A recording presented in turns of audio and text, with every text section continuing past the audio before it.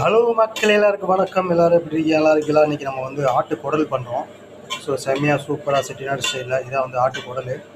So இதுக்கு முன்னாடி வந்து நம்ம வந்து தாளிச்சிடும் கரம் மசாலா எல்லாம் போட்டு, அதாவது பட்டை கிராம்பு இலை எல்லாம் போட்டுட்டு சோம்பு சீரகம் வந்து போட்டு கருவேப்பிலை, ஸோ அதுக்கப்புறம் வெங்காயம் நல்லா போட்டு வதக்கிட்டு, அதுக்கப்புறம் லாஸ்ட்டாக தக்காளி போட்டு வதக்கி லைட்டாக, தக்காளி நிறையா போடக்கூடாது, கொஞ்சமாக போடணும்.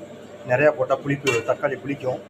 அதனால் வந்து தக்காளி கம்மியாக சேர்க்கணும். ஸோ வெங்காயம் நல்லா ப்ரௌன் கலர் வரைக்கும் பொரியணும் வெங்காயம். ஸோ அப்போ தான் கெட்டு போகாமல் பிடிக்காமல் சலிக்காமல் இருக்கும். ஸோ அதுக்கப்புறம் இந்த மாதிரி குடலை வந்து நம்ம குக்கரில் வேக வைக்கும்போது உப்பு மஞ்சத்தூள் போட்டு வேக வச்சிடணும். அதுக்கப்புறம் ஒரு 4-5 விசில் வந்த பிறகு ஆஃப் பண்ணிவிட்டு தண்ணியை வடிகட்டிட்டு, ஸோ அதுக்கப்புறம் இதில் போட்டு இந்த மாதிரி மசாலா போட்டு பரப்பி வேக வைக்கணும். உங்களுக்கு கிரேவியாக வேணும்னா லைட்டாக தண்ணி ஊற்றினா போதும், கிரேவி கிடச்சிரும். இது மாதிரி பொரியல் மாதிரி குடலை வந்து இப்படி ட்ரையாக சுக்காவாக வந்து சாப்பிடணும், பொரியல் பண்ணி சாப்பிடலாம். இது மாதிரி நீங்கள் மசாலா போட்டு கிளறி சிக்கன் உப்பு கறி மாதிரி போட்டு சாப்பிட்லாம். செம்மையாக சூப்பராக இருக்கும். வீடியோ பாருங்கள், சப்ஸ்கிரைப் பண்ணுங்கள், லைக் பண்ணுங்கள், கமெண்ட் பண்ணுங்கள், ஷேர் பண்ணுங்கள். ஓகே மக்கள், எல்லாருக்கும் நன்றி.